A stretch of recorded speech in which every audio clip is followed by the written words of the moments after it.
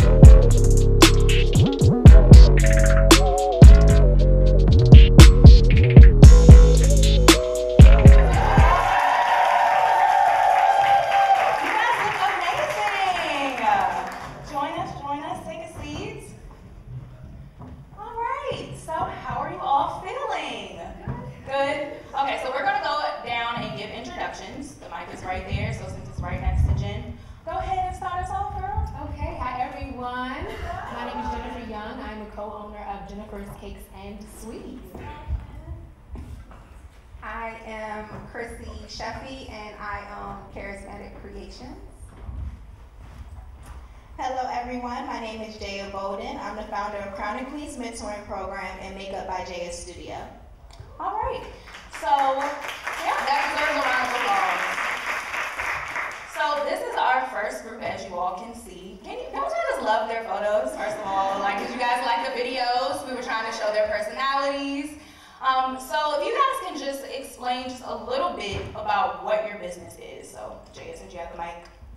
Okay, so my mentoring program is for aspiring entrepreneurs or just any woman who is looking to grow in professional development or personal development. My makeup studio has been around for 6 years, and I enhance beauties in Philly, DC, and New York. So Charismatic Creations, we're a professional bar service company. We also curate our own non-alcoholic cocktail mixes. We partner with gardens in DC, and we also get produce from Southern Maryland to curate those mixes. And we do like mixology 101s. Yeah. So Gennifer's Cakes and Sweets is a in-home baking business.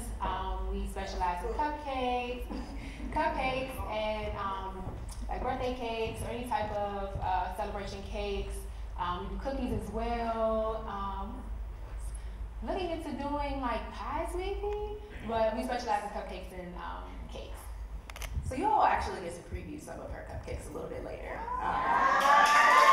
Just so you all taste them, it's actually amazing. So if you guys have been to any of my other events, Jen is always, her food is always there, and it is amazing. So with that being said, I kind of just wanted to share a little bit about how I know each of these ladies. So I'm actually a mentor in Jaya's Crowning Queens mentoring program. So we actually met, like, what was it, end of, like, December? It was last December. Last December, I ended up meeting her. And that, ever since then, we kind of just stayed in contact with one another. And then I ended up becoming a mentor in her program and making amazing relationships with business owners and who are young. Like, you have business owners who are as young as, like, nine. And as she said, it's all up and down, like East Coast, and we have one in Canada now, right? We have a mentee in Canada now. She's actually from the Bahamas. Okay. She's there for school.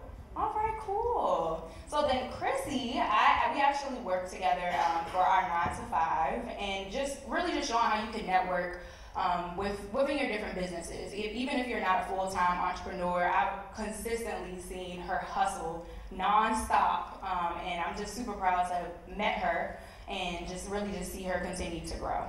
And then Jen, of course, I know her through my boyfriend, and we are great friends, and I'm literally one of her #1 supporters. I'm waiting for her to open her own spot. Like, I will be her first customer. So we don't speak that into existence. So let's go ahead and get into the first question. What is one thing that people may not take into account when starting a brand new business? Who wants to start it off? That's a good question. Yeah, go ahead, pass the mic. So just to give you a little background, I started my business at 16 years old, and I must say one thing I didn't take into consideration was planning and prayer. I didn't even know which direction that I was going to, hence to why I started my mentoring program. But one thing that I would say for anybody who is, taking into consideration entrepreneurship is have some sort of plan and know that it's not going to happen overnight.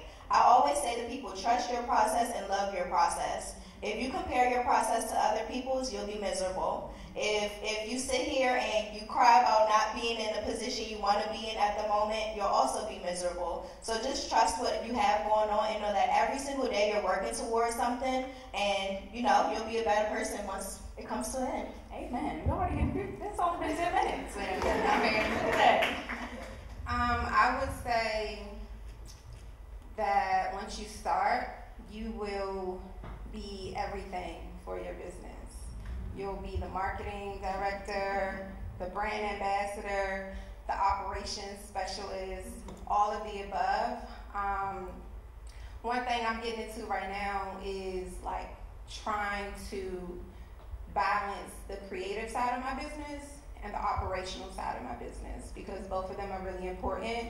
Having employees, making sure that all that HR paperwork is taken care of, making sure clients are signing their contract and like submitting the deposits and everything like that, that is also part of a legit business. So until you like have the revenue to invest in someone to do that for you, that is a part of your business. And that's one thing that I didn't think about when I started my business. But I appreciate every single step because now I can truly say that I run a full functioning business because it starts from contract to signature cocktail. Yes, that's absolutely amazing. For me, I would say coming into an existing business is a little bit different. You know, coming and creating new things, new recipes, and different marketing techniques. It's just understanding that you are the one who is going to put in the most work for your vision. And if somebody else does, even your family members, friends, they may not understand the vision that you have. So you have to be careful who you share your vision with, who you allow to pour into your vision. So just be careful and mindful of that, but put in the work. It's going to take time. You may be the only person who believes in what you do, but that does not mean stop doing it. So just be committed to your vision, be committed to your purpose, and just do it. I love that. Because honestly, even this event in general was an absolute dream, and you know, pushing it, you truly are the only person who knows what you want to do. And you just have to continue to keep pushing and keep driving no matter what obstacle comes in your way, because y'all have no clue how many things came up for this to happen. But to be sitting in this moment, it feels so amazing just to know that you've pushed through and you kept to what your dream was. So I applaud all of you ladies. Yes. So being service-based, with styling, you know, we have our customer service is very important. That is pretty much key, and I think in all of our businesses. So for a service-based industry, how do you balance pleasing the customer and your own policies? Because that can be a little hard. So who wants to take a crack at this one? I'll go first. That's a tricky thing because you definitely want to please your customer. At the same time, you don't want to create so many loopholes in your policies that they try to overrun you. So you can be flexible in your policies if you feel like there's a situation where you can give some leeway. That's 100% fine because it's your business, you know. But you don't want to create so many like loopholes and things that other people can dig into to try to create a scenario that fits into that loophole, so they can get your service, whether it's for free, whether it's percentage off, whatever the case may be. So just be careful. You want to be flexible so that you'll keep customers coming in, but you don't want to be so flexible that you're losing money in the process and losing business. For me, once I had a client who redlined my contract, I said, oh, no. Because if you're doing this now, I can only imagine what the process will be for like creating your event and the services that I'm going to put into your event. So you gotta protect your peace. Absolutely. And that contract is protecting me and protecting you. So when you're redlining it to protect you, that makes me feel as though this is just not a customer that I want. And all money isn't good money. Yeah. There's opportunities that I passed up on because even though someone wants a sponsorship, I still have to, since I'm a service-based, I still have to be there. So I am like sponsoring myself, or I'm sponsoring a bartender. So it has to make sense. And what I've started to do is, instead of me feeling like, yeah, I can get marketing out of it, like what else can my business get out of it, since it's service-based and I just can't send a product. Now I can, but at one point I was just sending an actual person. So it really has to make sense for me too, in order for my services to be there and like for me to grow my business like with money. So being in service for so long, I realized that over the years, I've added and taken away policies, and sometimes I would beat myself up about it, and it's just like, okay, I'm going through these experiences because I'm figuring out what works for me and my business. And at the end of the day, what works for you and your business is what's going to help it run functionally and run the way you want it. You know, nobody's going to come in and say, oh, you have to do stuff this way, or you should do stuff this way.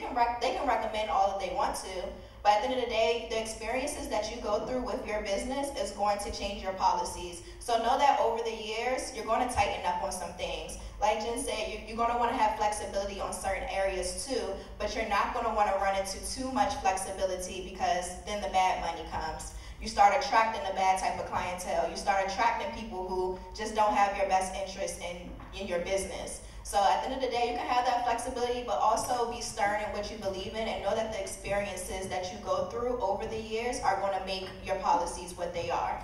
Like, I'm just so happy to be hearing all of these answers. Who is already getting a lot of wisdom within this? So within the next question basically is, with your company, do you plan on having a storefront or keep options done mostly on online and social media? Go ahead, Jen, let us know. As of now, I will keep it mostly online.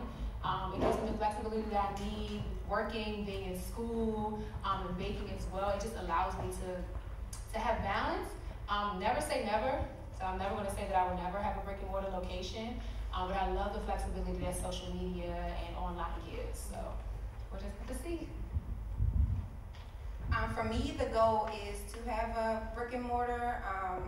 I want to open up a cocktail bar that's fully focused on a cultural experience. So allowing Black people to feel very comfortable where they are, and also educating people on what they are drinking, and to give like a full cocktail experience. Also, this space would allow more like inclusion in a way where I'm just not helping out bartenders I know. I'm helping out all bartenders. One thing that I'm running into is that, people talk about inclusion and diversity, and they're only including and diversifying their friends.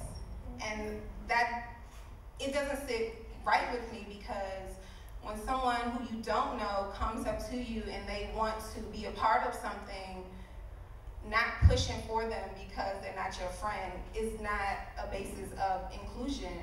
And I've run through this, it's got me down. So my brick and mortar, I don't mostly want to know everyone who works for me, right? Yeah, I do want to hire my friends and family, but I want that bartender who wants to become a mixologist to be able to be like, I want to work there because I know I'm going to learn, and she's going to teach me just like she teaches someone else. Love that answer. So I became a makeup artist at the age of 16. And at 18, I started working with BET, and about at 19, I opened up my own makeup studio in Washington, D.C. It's actually about 12 minutes from here. So I do plan to expand my makeup studio, maybe a Philly location or maybe a New York location. At the moment, I do like DC being my home base. I travel every weekend from Philly to DC. And within the same building that my sister's graphic studio is in, that my makeup studio is in, will also be a headquarters location for my mentoring program. So that will be coming soon in 2020. I love the plug. So Chrissy kind of touched on one of the questions that I had. How do you feel about incorporating family or friends on your team for your business? I'll start. Over the years, I realized that there are some family members that kind of just want to be included just for the sake of it. Like, they just want to say they were there, but they don't necessarily want to help all the way, or they don't really want to support. So by that I mean they may not want to pay me full price for makeup, and those family members I no longer do makeup for. They have their own makeup artists. But needless to say, I do have a team. My mom is my COO, my sister is my VP. I trust them with all of my businesses. So I would say have that one person who you can trust, who you can rely on when it comes to family and friends, but always keep it inclusive for yourself. So never give too much of your secret juice. So even though my mom is my COO and my sister is my VP, I still run everything. I just delegate tasks. I delegate what's for them, and I give myself tasks as well. And I actually spoke with someone in Philly who has his own nonprofit, and he said, man, Jaya, if I die today, I'm dying with everything. Don Cares won't live. Nothing will happen with it. And that stuck with me, you know, to know that there are family members who have my best interests in my business, who can, you know, help my legacy live on, means a lot to me. But so just keep that in mind, but just know that, you know, there's not going to be everybody who's going to have your best interests at heart. Yeah. For me, currently, like, my friends are very supportive, and they are secretly a part of my bar team in a way, so they can be there when I'm not there, when someone else is there, kind of situation. But I think it is important to include family when they want to be included in work. So if they are putting in the groundwork, their support isn't work. Working means either being present or handling operational things and stuff like that. So for me, it's important that I included my niece into my business. One, so I can keep her focused and not want to be out with friends all the time. And then two, so she can see why I'm always busy. She can see the generational wealth that I am creating for my family. And so one day I can, like, if she does want to be a part of it, I wouldn't put it on her. But if she did want to be a part of my business, that I would hand it to her wholeheartedly and trust that she can do it. But one thing I've learned from a business sister of mine is that you teach different people different things of your business. So cohesively, they run it, but by themselves, they can't run your whole business. And that's, for one, how you keep your secrets. Two, they won't, if it's not someone you know, they won't be able to replicate your business exactly how it's done. Because I've had people who I'm close with in business have had that happen. Everyone knew how to run everything. Someone went off and did the exact same thing as her. So I've learned you teach everyone one thing, and as a team, they are able to run your business. So yes, I'll have family included when they want to be included in work. But two, I've noticed that people who don't know you will work harder for you than anybody you know. That's true. I definitely agree with what they're saying. My core team for the business that I have is my family, like my father, my mother, and my brother. And there are friends that I have that are, you know, want to be supportive of my business, whether that is in helping me deliver stuff, whether that's, you know, being my assistant for that day. So it's just critical to know why they are there.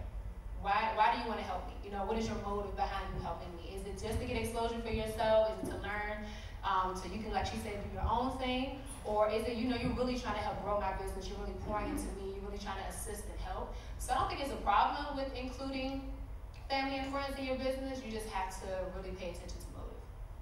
I agree with all those answers. Most definitely, you just have to know where you want them to be within your business. So with our businesses, I can speak for myself. The Joy of Styling technically started as an idea senior year in my dorm room at St. John's University. And a little bit, like maybe 2.5 years later is kind of when I really got serious about it. And how long did it take for you ladies to realize that this is what you're meant to do? Because like for me, like, you know, once you're actually involved in it and you're having all of these triumphs, you're having all of these challenges, you're having these full emotions going into it, and then once you get to the end and you see everything, it's just like, wow, like this was all worth it. That really started happening around, like, after I LLC'd and just started up my different events. I was just really able to see the impact that I was actually having on people's lives, and I think that was the moment that I realized that this is what I was meant to do. Okay. It took a while for me. I started baking in 2016, and it became like, when just jumping into it can be frustrating. In the kitchen baking, things aren't turning out the way that you desire them to. And I'm like, okay, this is obviously my purpose because nothing is turning out right. So it took a minute to get to a place where I had the patience and the work ethic to put into it so that I can see the results of it and understand that it's a process. You know, so it probably took me about a year to really allow it to become reality, for it to settle in, and for me to put in the extra steps so that it can become reality, and not just something that I do on the side or, you know, things like that. My realization was, I want to say, a year into my business. I started January 2017. So a year into my business when I stopped paying for advertisement, and all the parties and everything that was coming to me was all organic reach, whether it be via Instagram or directly to my website or word of mouth. So after a year, I was like, oh my gosh, I'm not paying for advertisement anymore, and I'm still getting booked on a consistent basis. This feels really good. So I'm doing something that is like legit now. Okay, cool. And then most recently, yesterday was like a huge moment for me. I have a team, and sorry, I'm tearing up a little bit because this is really huge. So I have a team, and I took them on their first distillery tour. And it's important for me to like be able to pour back into people who want to become mixologists. I don't want them to just work for me. I want them to learn just as much as I know.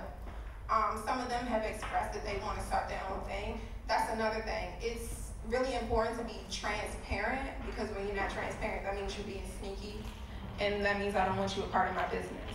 But since they were very transparent in the beginning that, you know, I really want to learn and I want to be a part of this to help your business grow, but at some point I do want to start my own thing, I can respect that. Now you're giving me the opportunity to say yes or no. Now when you're secret, you're not giving me the opportunity, so I am going to say no, right? But on another note, like I was able to take them on a tour, and I was our first of many like distillery tours that I am setting up for them so they can gain spirit knowledge. So when they're out at these parties, they feel really good about the spirits meaning vodka, gin, rum, that people are asking for, and they can describe it to someone who says, I want a girly drink or something really sweet. They know exactly what they're saying when it comes to a particular alcoholic beverage. So yesterday I was like, I'm impacting people. Like they just learned something and were really excited to be a part of my team. Okay, this is it. Like this is it. That's the moment. I just love that. I think I was 18 years old when I determined that, you know, makeup was for me. I landed my first gig with BET Networks all by myself. There was no application. It was just me knowing the right person and me doing my service properly. So that kind of made a lot of people take me a little bit more seriously. But one person who didn't take me seriously, that it really would have meant a lot, was my father. My father was a business owner it still is a business owner for over 20 years, and he didn't teach me the ropes of the business, nothing. So after 2 years, y'all, he knows about this story, so I'm not talking bad about him. But I was 2 years in at that moment, and I realized, okay, this is actually a business, and I can take myself seriously. I started to invest in my kit a little bit more. I started to be around the right people, such as my mentors at BET Network, and they actually taught me the value of a mentor. I would tell my mom on my breaks in the studio, Mom, I don't think they like me. They keep correcting every little thing. They hating on me, all this other stuff. I'm just the youngest one there. There was 40, 50-year-olds in there. They're pioneers in the game. And one thing my mom said to me was, Jaya, if they didn't want you to be there, you would have been fired. You would have been gone. You're 18 years old. You could have been a threat to them, but you're not. So at the end of the day, I had to, get off my high horses and realize that if they did not want to help me, they wouldn't have. They still kept in contact with me after different shows that we did. I did Black Girls Rock 2016. They were there, everybody. And I realized that they had a big impact on my makeup career. Now, when it came to me valuing them as a mentor, I realized how I didn't really have much help, and a lot of girls started to ask me for help when they saw that I opened up my new makeup studio at 19.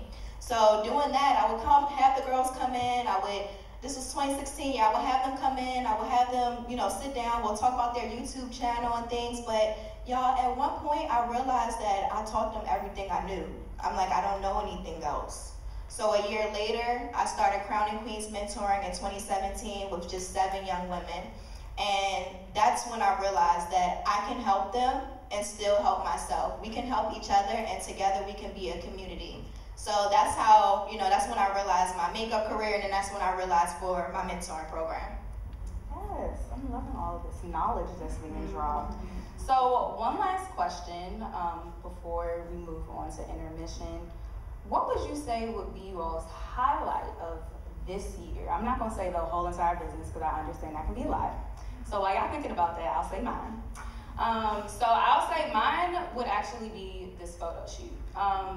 This was my first time actually styling 8 women, different body shapes, different skin complexions, different personalities, all at one time, and within like 4 to 5 hour time frame. And that was such a challenge to me. Shout out to Sid, who always holds me down with the monochrome project. But this one was very special because it was about empowering women. And all of these ladies, some may have known each other, but a lot of them, that was their first time meeting. And just to see the way they felt on set and just how confident that they were, it was a beautiful thing. And just to sit back and realize that I did that, I pushed myself out of my comfort zone and was able to create something magical that I can take for the rest of my career. I would definitely say is my highlight for this year.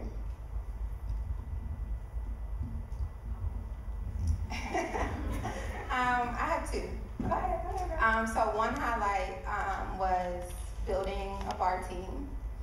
And 2, when I actually I have 3. Okay, I'll hurry up. The second one is for forever. I've been on Good Morning Washington, Great Day, and then one of the things I was talking to my boyfriend about, I was like, I would really love to be on Fox 5. Everyone watches Fox 5. They have the happiest morning team. I really want to be on Fox 5. And it was July 2nd. I checked my email and I got an email. It said Fox 5. I was like, oh my God, spam. And it said, hi, Charismatic Creations. We would really love you on our 4th of July segment, teaching the anchors how to do. We saw you on Great Day, Good Morning Washington, and we want you to teach our anchors how to craft a cocktail and do a relay race. Let me tell you, I was like, Fox 5? This is a game changer. Everyone watches Fox 5, so that was big for me. And then the third one was what I thought was another email spam. It said Tide detergent. I was like, I don't have Tide detergent subscription. And it said, hi, we saw you on Fox 5. This was a month later. We saw you on Fox 5, and we really want you to curate a signature cocktail for event activations that'll be happening regionally, so in Philly, New York, and things like that. So can you come up with an orange cocktail that's really good, and we'll have it at events. You wouldn't have to be there, but we'll have people pouring it into glasses. And I said, Tide detergent. Everybody uses Tide detergent. So those 3. Real quick, Chrissy also just did a relaunch. So it was actually amazing. She has a lot of stuff that was going on right now, but she just did a relaunch. What was it, last 2 weeks ago maybe? So go check her out. After everyone goes, we'll make sure you guys know where to follow them at. I don't have anything that big going on, but just, one of the things that is maybe, insignificant, but it's just being able to master my craft a little bit more this year. Over the years, it's just been challenging, just being stressed out about it and getting frustrated, and I feel like I'm getting to a place where I'm mastering it a little bit more. I'm trying to market a little bit better and, expand my clientele. And then also being a baker for gospel singer Anthony Brown. I don't know if you remember. That is huge. It was such a big honor. And I always wanted to meet him, but I wanted to meet him in my own way. And I happened to bake for a church event, and he loved my work and was like, I really want you to bake for me. And I'm just like, me, you want me to bake for you? And he's like, yes. And I've been baking for him ever since, but this year, it just put more like reality to the whole thing. Being able to, bake for him and be his baker. So yeah. And as I said, y'all are gonna get the taste of her cupcakes. I know some of my family members are in here, and they can attest how good her cupcakes are. Because we had a surprise party at the end of August, and I hit her up saying I wanted these 2 specific cakes, and just gave her an idea of what I wanted. And when she dropped them cakes off, I did not want to unravel them. And I know Tiff can say that we didn't want to touch the cakes because they were so gorgeous. So do not downplay your talent, because you are extremely talented. Everyone on this panel is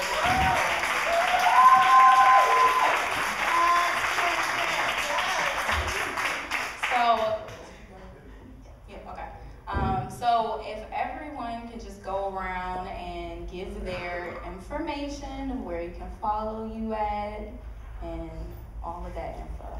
I didn't say my point. Oh, that's all I was about to say. Okay, sorry, Jaya. That's okay. So I have 2. It won't be long. My first one was actually launching Crown and Queens mentoring to the public. So that was actually, thank you. So Crown and Queens was actually established in 2017, but for a year and a half I sat on launching it because I thought I wasn't ready. I'm still a college student. I graduate December 19. Thank you. And I realized that in order for me to help these girls, I have to launch. I have to do it. I started with just 7 young women, and then in January of 2019, I wrote down everyone's name that I was helping, and the list was 25. So now we're here in October, and now Crown and Queens has exactly 267 members, and that was like my greatest. That deserves an applause. That deserves an applause. My last accomplishment for this year would be graduating in December from the Temple University. Okay, we can go ahead and start off. But I know, as Jaya was saying, her Crown and Queens mentoring program has definitely impacted a lot. Shout out to my mentee. I believe she's in here right now. But you just connect with so many amazing people that, like we said, as young as 9. So if your impact has definitely been noticed. We've seen it in the area, not just here. And when I mean, she's not joking when she says she travels back and forth every weekend from Philly. Don't exclude New York. And here, like, she's always in her car on the move, getting to appointments or whatever it may be. So that's what you call dedication and passion. Thank you. So go ahead and start us off with the social media. Okay, I can be found everywhere at Jaya Bolden. My name is spelled Jaya, last name Bolden. And for my makeup, I'm Makeup by Jaya. Very simple, makeupbyjaya.com, Makeup by Jaya on all social media platforms. And if you're interested in becoming a mentor or a mentee of Crown and Queens, we open applications once a month.